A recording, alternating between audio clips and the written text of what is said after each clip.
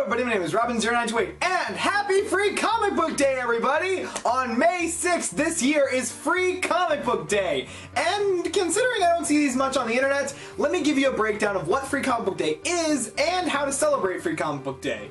Alright? Okay. Firstly, I'm pretty sure some people are wondering, what the hell is Free Comic Book Day? Do I get to go into a store and just grab a comic book? No, because that's thievery. Free Comic Book Day is an annual celebration on the first weekend of May of the comic book industry. Every year, publishers send out various titles like these, which are marked as Free Comic Book Day exclusives. Basically, you can find these and pick them up completely free of charge. Now, this always leads to the question, what the hell is a Free Comic Book Day and how do I know which issues are free? Well, it's actually pretty simple. If you go to Free Comic Book Day's website, linked below, you'll find the issues that are labeled in gold and silver tier. This actually helps to know where you're going to shop that day, because not every issue is going to be available at every store.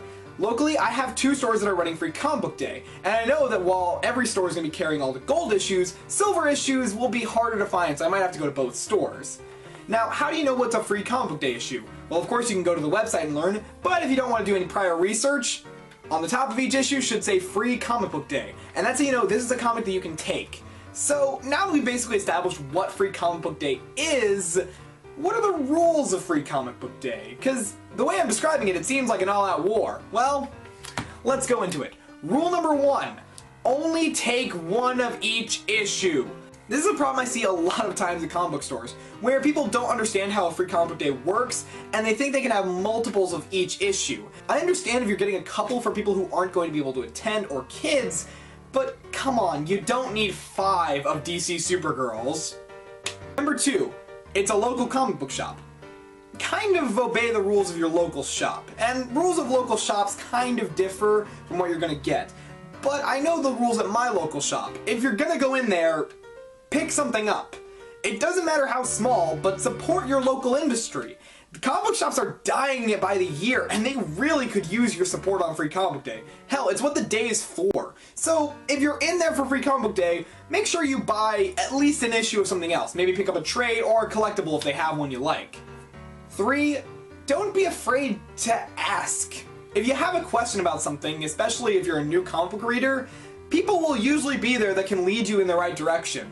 I mean, yes, it seems a bit intimidating with such a wide variety of comics at a comic store, but people are always willing to teach somebody about the medium that they love. So if you're new at comic books and you're not really sure what to get into or what you want to start reading, get some free comic books at Free Comic Book Day and ask around for what you should maybe start with, and if they have the right issue to start with. And finally, and this might be the most important rule of all, go back to your local store.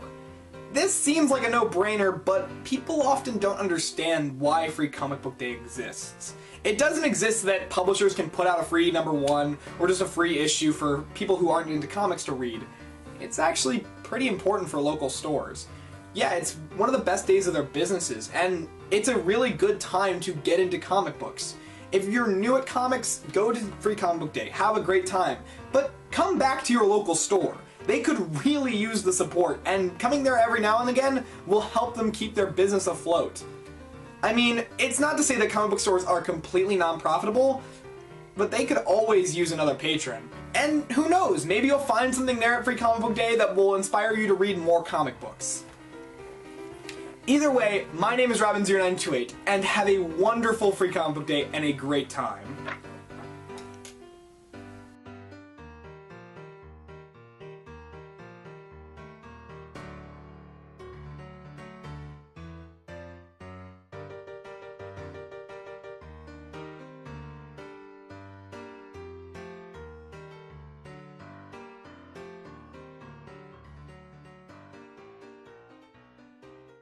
So you stuck around to the end of the video, so I guess that means you want some kind of a recommendation for what to get on Free Comic Book Day. Well, there's a bunch of cool stuff that's coming out, and I really can't list them all, but you can get one of each issue, so it's totally fine if you want to check out every single thing that they're offering.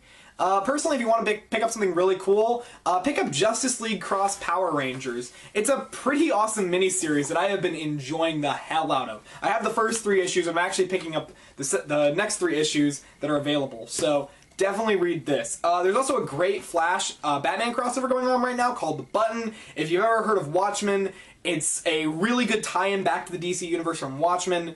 Also a great thing to read right now.